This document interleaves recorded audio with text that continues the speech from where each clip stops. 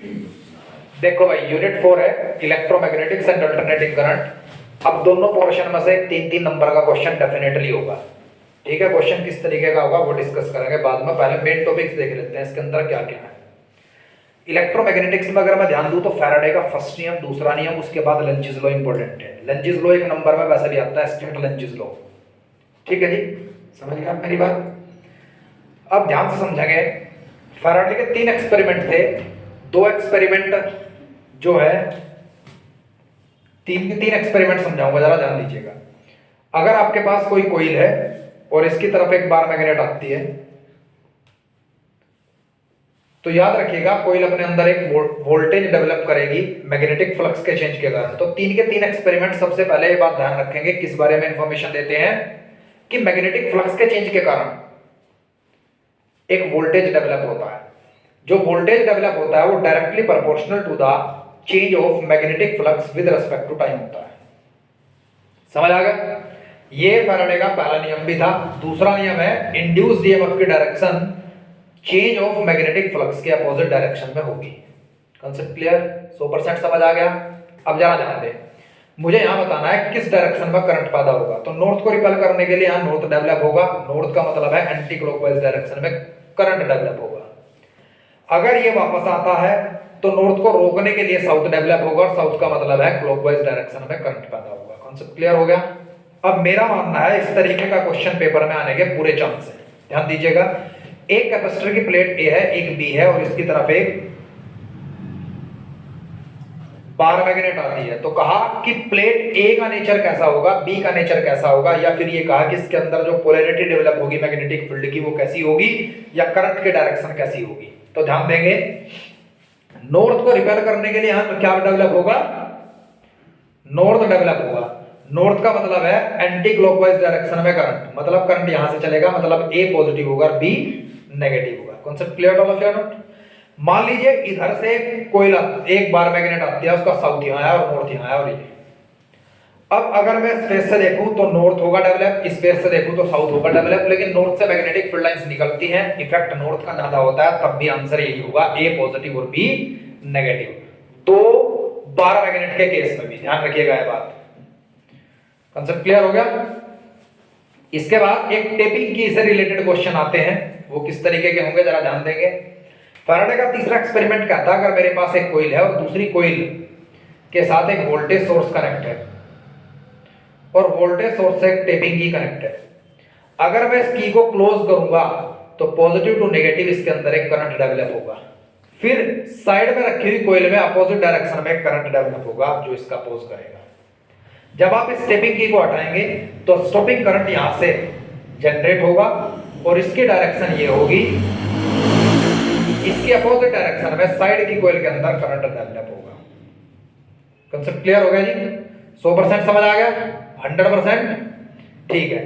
अब सवाल ये आया, मेरे पास एक कोइल है और कोइल के साथ एक वायर है और वायर के अंदर आई करंट है। इसके 3 केस हैं। पहला केस, इसके अंदर करंट की डायरेक्शन बताइएगा अगर ये करंट कंटिन्यूअसली इंक्रीज होता है। अगर ये कंटिन्यूअसली इंक्रीज होगा तो यहां एक एरो लगाएंगे आप इसे डिक्रीज करने के लिए, और इस कोइल के अंदर आंसर आएगा क्लॉकवाइज। अगर सवाल आया कि करंट डायरेक्ट कंटिन्यूअसली डिक्रीज होता है तो इसे बढ़ाने के लिए आप एक एरो लगाएंगे और इसका मतलब होगा एंटी क्लॉकवाइज।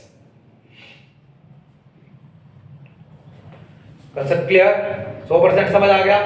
अगर ये आई कांस्टेंट दिया जाता है कि ये करंट कांस्टेंट रहेगा, तो कांस्टेंट करंट रहने पर no current induce in the coil, क्योंकि जब करंट कांस्टेंट है तो वोल्टेज कांस्टेंट है, और वोल्टेज कांस्टेंट कब है, जब मैग्नेटिक फ्लक्स का चेंज, ध्यान दीजिएगा, इस करंट के कारण जो वोल्टेज है वो कांस्टेंट है तो उसका ईएमएफ कांस्टेंट हो गया, मैग्नेटिक फील्ड कांस्टेंट हो गया, मैग्नेटिक फ्लक्स कांस्टेंट हो गया। जब तक मैग्नेटिक फ्लक्स चेंज नहीं होगा तब तक कोई वोल्टेज डेवलप नहीं होगा। जब यही कांस्टेंट हो गया तो कांस्टेंट का चेंज 0, तो कोइल के अंदर ना तो कोई करंट डेवलप होगा ना ही कोई ईएमएफ पैदा होगा। Concept clear all of you? ठीक है जी। इसके बाद फैराडे के दोनों नियम पढ़ेंगे, लेंजिस लॉ पढ़ेंगे। अब थोड़ा आगे चलते हैं तेजी से।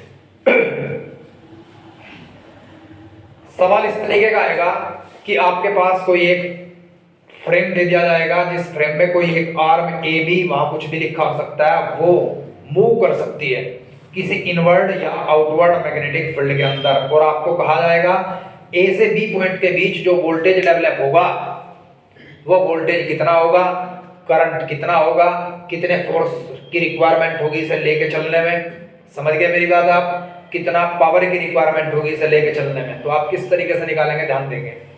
मान लीजिए इसकी लेंथ L है, मुझे पता है उसने कहा है कि करंट निकालना है, ईएमएफ निकालना है, पावर निकालनी है, फोर्स निकालना है। तो सबसे पहले ईएमएफ से लेके चलेंगे, फैराडे का नियम। EMF is equal to minus d phi by D t. इसके मैग्नीट्यूड से मतलब रखेंगे केवल d phi by D t. आपको कहा जाएगा ये कोइल, ये आर्म ए बी आर्म किसी डिस्टेंस को मूव करती है, मान लीजिए एक्स डिस्टेंस मूव करती है। तो आप फ्लक्स को क्या लिखेंगे, magnetic field into area. Magnetic field numerical में कांस्टेंट दिया जाएगा, बी भी दिया जा सकता है और 1 टेस्ला भी दिया जा सकता है। तो मान लीजिए कांस्टेंट दिया गया है तो आप बी को बाहर रखेंगे, D by D T of A, लेकिन एरिया गिवन नहीं है तो ए को आप क्या करेंगे, एल इंटू एक्स लिखेंगे। अब ईएमएफ आपके पास हो गया B D by D T of L into X. L is constant value, L को आप बाहर लेंगे डिफरेंशिएशन से, तो B L D X upon D T को आप क्या लिखेंगे, वी। तो ईएमएफ आया आपके पास B L V. V is the velocity of arm. Concept clear? कहा कि करंट कितना डेवलप होगा, करंट का मतलब होता है ईएमएफ को आप रेजिस्टेंस से डिवाइड कर देंगे, मतलब B L V upon R.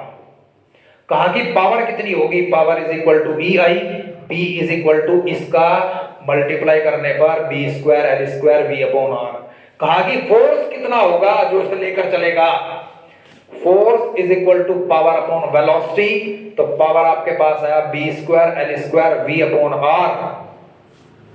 भाई वी का भी स्क्वायर है अपॉन वी, वी से एक वी कट गया। Concept clear? 100% समझ आ गया। अब यही आर्म इस तरीके से हो सकता है कि एक मैग्नेटिक फील्ड है इनवर्ड और इसके अंदर कोई एक एल लेंथ की रोड है और वो रोटेट करती है इस तरीके से, तो कितना ईएमएफ इंड्यूस होगा। समझ आ गया?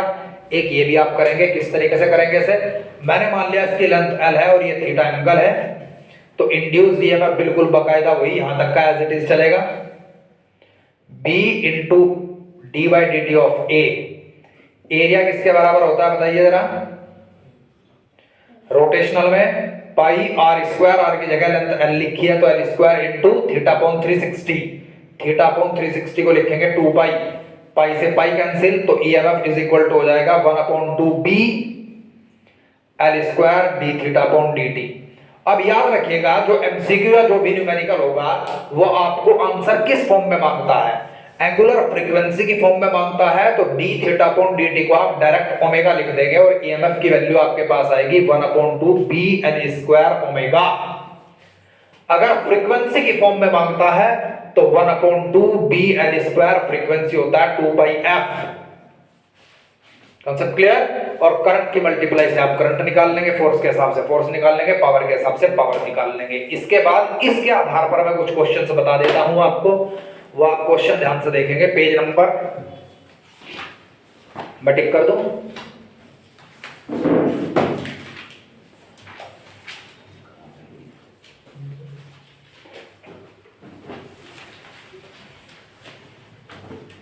एमसीक्यू तो सारे ही करने हैं भाई। इसी सैंपल पेपर में आइए और सैंपल पेपर में जरा ध्यान से देखोगे, मेरा मानना है एमसीक्यू सारे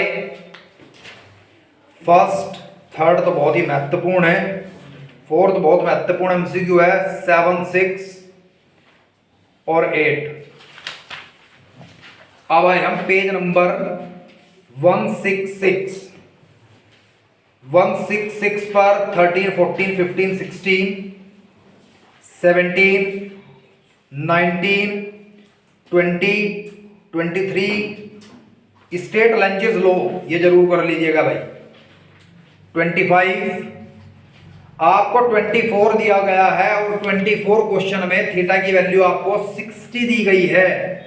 ये प्लेन के साथ एंगल है तो वहां से आप 30 डिग्री का एंगल कैलकुलेट कर लेंगे। आपको क्या एंगल दिया गया जरा ध्यान देंगे अभी, यहां ध्यान से a coil of wire enclosing an area 100 centimeter square is placed with a plane making an angle 60 degree, plane के साथ 60 डिग्री का एंगल जब बना है तो इसका मैग्नेटिक फील्ड के साथ कितने डिग्री का एंगल बचेगा, 30 डिग्री का एंगल बचेगा। तो 30 रखेंगे आप वैल्यू, वहां याद रखेंगे हमेशा उमेर, ठीक है, महत्वपूर्ण सवाल है। इसके बाद 27,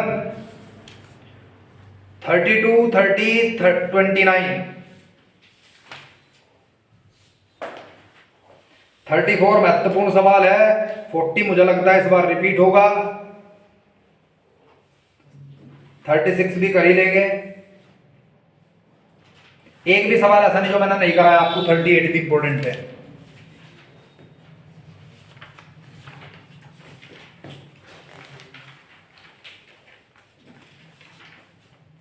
फोर्टी लिख दिया क्या मैंने, 40 कर दिया मैंने टिक, 40 टिक करा दिया मैंने। 34 कर लो, एक करा दिया।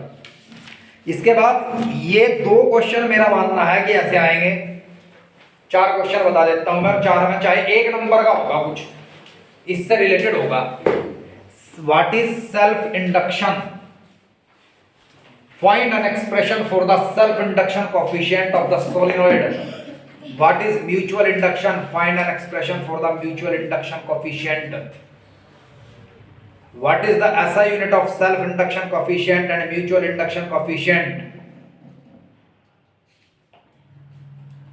What is eddy current? How can we minimize it? Can we make it zero? What is transformer? What is its principle? Explain both type of transformer, step up and step down. Step up voltage को बढ़ाता है, step down घटाता है, लेकिन दोनों ही law of conservation of energy and hence law of conservation of power को follow करते हैं। ये वोल्टेज को बढ़ाते और घटाते जरूर हैं, लेकिन करंट को बढ़ा और घटाने के बाद मींस अगर वोल्टेज बढ़ता है तो करंट घटता है, पावर कांस्टेंट रहती है। Power is equals to voltage into current. Step up transformer voltage बढ़ाता है, स्टेप डाउन घटाता है। ये एक रिलेशन याद रखिएगा। Induced EMF in primary coil, induced EMF in secondary coil, number of turns in primary coil, number of turns in secondary coil, current in secondary coil, current in primary coil, और EMF into current is equals to power. अगर EMF बढ़ता है तो volt current घटेगा, power constant रहेगा। याद रखेंगे 100%। इसके बाद व्हाट इज एसी डायनामो या DC dynamo. Dynamo means generator. सिर्फ आप सैंपल पेपर से कर सकते हैं इसे, 10 मिनट, ठीक है जी। अब अल्टरनेटिंग करंट की बात कर लेते हैं जी। अल्टरनेटिंग करंट की पूरी mean value complete one cycle में 0 होती है। भारत में 220 वोल्टेज पर करंट वोल्टेज आता है अल्टरनेटिंग, और यूएसए में 110 वोल्ट पर आता है। भारत में 50 हर्ट्ज की फ्रीक्वेंसी है और यूएसए में 60 हर्ट्ज की फ्रीक्वेंसी है। 2015 का सैंपल पेपर, 15 का सीबीएसई का पेपर था, उसमें 4 नंबर के केस स्टडी में 2 नंबर का यही पूछा गया था कि भारत में, इंडिया में वोल्टेज की क्या लिमिट है और फ्रीक्वेंसी की, और यूएसए में क्या। कंप्लीट वन साइकिल पर अल्टरनेटिंग करंट हो चाहे अल्टरनेटिंग ईएमएफ, दोनों की वैल्यू किसके बराबर होती है कंप्लीट वन साइकिल में? Average value 0। किसके बराबर? 0 कंप्लीट वन साइकिल। लेकिन कंप्लीट हाफ साइकिल के अंदर कितनी होती है? 0.637 टाइम्स ऑफ पीक वैल्यू। ऐसे ही ईएमएफ कैलकुलेट करेंगे, मतलब 63.7% ना कि 50%। याद रखेंगे मीन वैल्यू 63.7% के आसपास होती है। चार्ज की भी यही होती है, डी के चार्ज। इस बार आईआईटी में सवाल था, आईआईटी का पेपर देखा होगा, उसका ये आंसर था 63.7%। समझ आ गया? इसके बाद आ जाओ, एसी ज्यादा डेंजर होता है एज कंपेयर टू डीसी। ऐसा क्यों?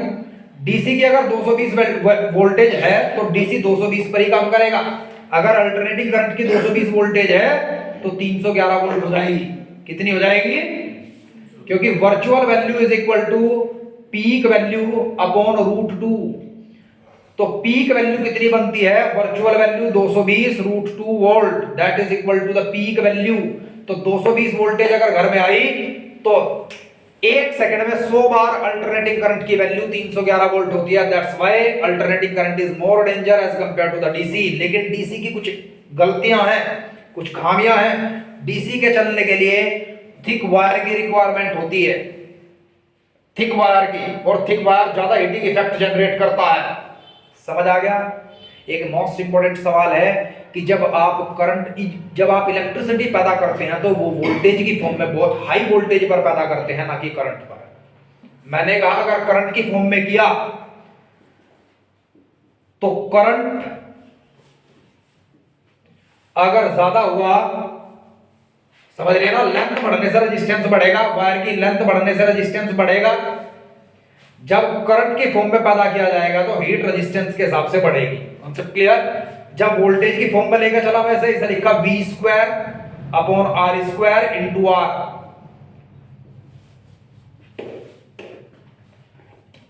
अब लेंथ बढ़ने से जो रेजिस्टेंस बढ़ा उससे हीट कम हुई। कॉन्सेप्ट क्लियर, 100% समझ आ गया। इसीलिए ज्यादा वोल्टेज पर आप बिजली पैदा करते हैं, ना कि ज्यादा करंट पर। कोई दिक्कत यहां तक? इसके बाद समझ आ जाएगा mean value of alternating current, mean value of alternating voltage, virtual value of alternating current, virtual value of alternating voltage. 4 के 4 डेरिवेशन में।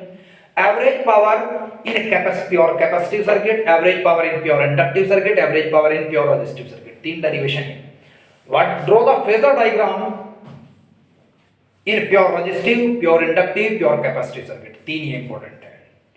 रेजिस्टिव सर्किट में ईएमएफ और करंट के बीच का फेज डिफरेंस 0 होता है, जबकि इंडक्टिव सर्किट में +π/2 और कैपेसिटिव सर्किट में -π/2 होता है।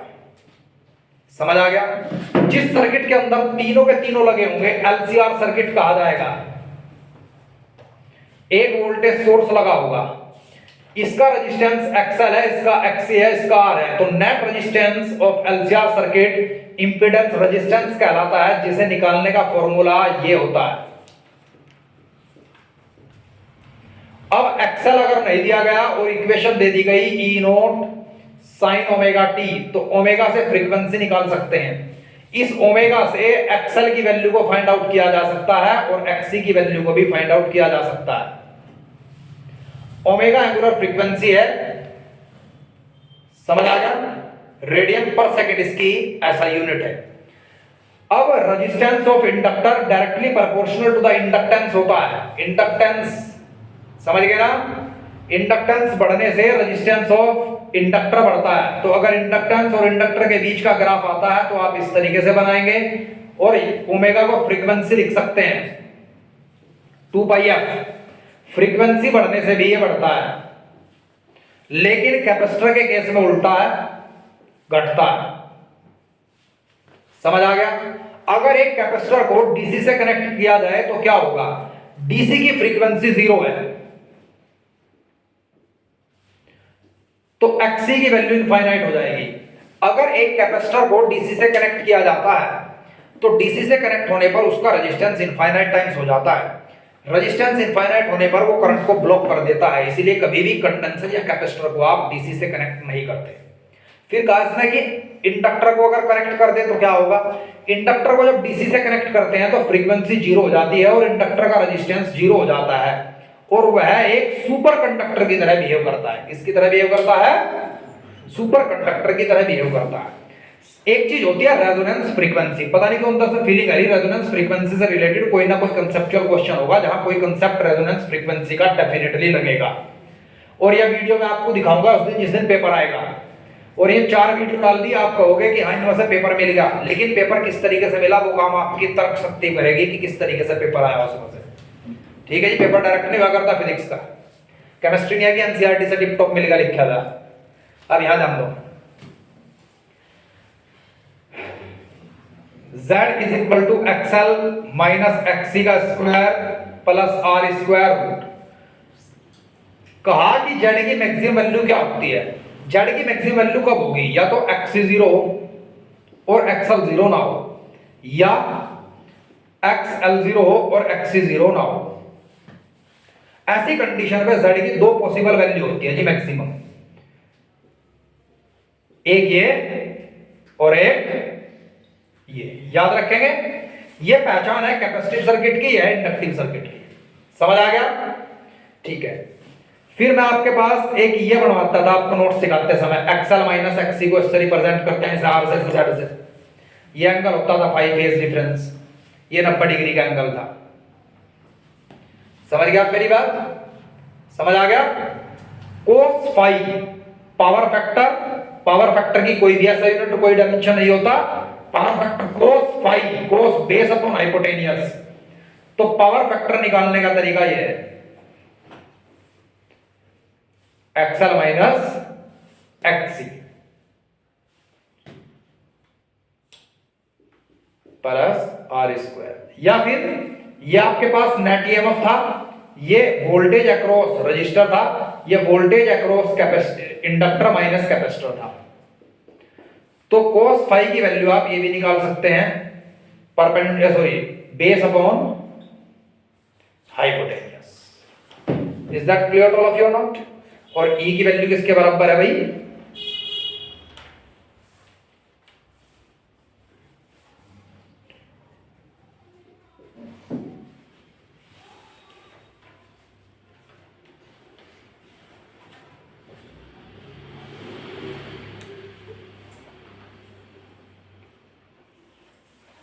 इसका स्क्वायर माइनस इसका स्क्वायर प्लस VR का स्क्वायर बाहर ब्रैकेट्स।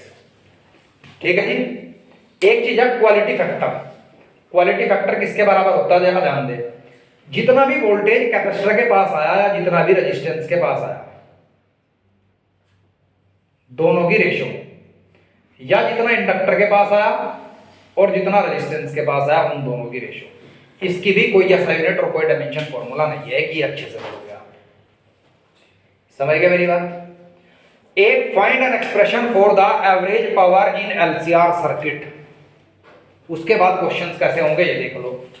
रेजोनेंस फ्रीक्वेंसी वाले क्वेश्चन होंगे। रेजोनेंस फ्रीक्वेंसी में एक्सएल की वैल्यू एक्ससी के बराबर होती है और ओमेगा एल को 1 अपॉन ओमेगा सी के बराबर रखते हैं, तो omega square is equal to 1 upon L C हो जाता है, तो omega is equal to 1 upon root L C हो जाता है, और ये 2 pi F is equal to 1 upon root L C, और f is equal to 1 upon 2 pi root L C के बराबर होता है। तो रेजोनेंस फ्रीक्वेंसी का तरीका यह है, मान लीजिए आपके पास c और l दिए गए हैं, पूरे क्वेश्चन के अंदर कहीं भी रेजोनेंस फ्रीक्वेंसी नहीं कहा, उन्होंने कहा मैक्सिमम करंट है, तो मैक्सिमम करंट रेजोनेंस कंडीशन पर होता है। रेजोनेंस कंडीशन पर ये दोनों रेजिस्टेंस बराबर हो जाते हैं और z की वैल्यू मिनिमम हो जाती है, तो करंट मैक्सिमम हो जाता है। तो आपको हमेशा इसी चीज से निकालना है। समझ गए? Resonance condition cos phi is equal to +1, phi is equal to 0 degree, pure resistive circuit, कुछ भी इनमें से लिखा मिलेगा, सेम कंसेप्ट है। समझ आ गया? 100%। कोई दिक्कत यहां तक? मेरे हिसाब से आज सिर्फ इतना करो क्योंकि सुबह का भी काम रह रहा है आपका। कल मिलते हैं सुबह 7 बजे, यूनिट 5 कराऊंगा, ठीक है? और थोड़ी सी रे ऑप्टिक्स के बस आप इतना काम कराओ, आज कुछ ना कर पाइयो, ऑप्टिक्स का सेकंड किताब को हाथ ना लगाइयो कल सुबह, सिर्फ आपको इतना कर करना, ये पूरा चैप्टर जो मैंने पढ़ा, पूरा आर्टिकल, ये अच्छे से इसके कुछ क्वेश्चन टिक कर लो भाई, इसके कुछ क्वेश्चंस कर लो टिक।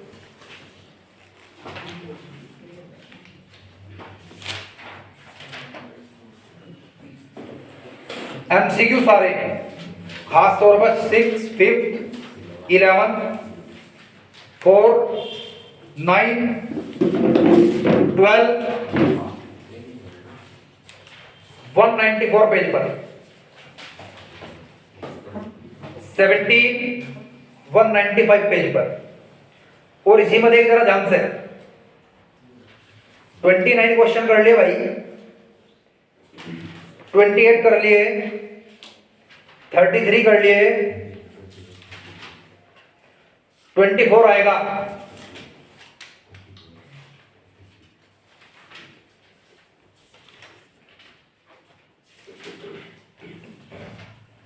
35, 36, 37, 41, 49, 50,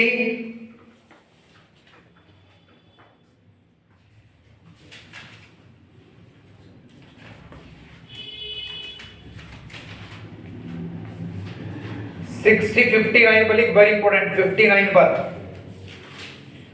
62 पर लिख, वेरी इंपॉर्टेंट। 65 पर भी लिख, 70,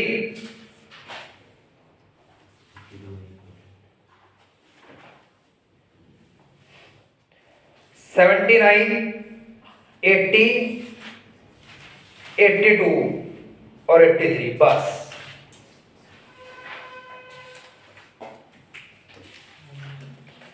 एक यहां जाओ जरा, ट्रांसफॉर्मर भी कर ही लेते हैं यार।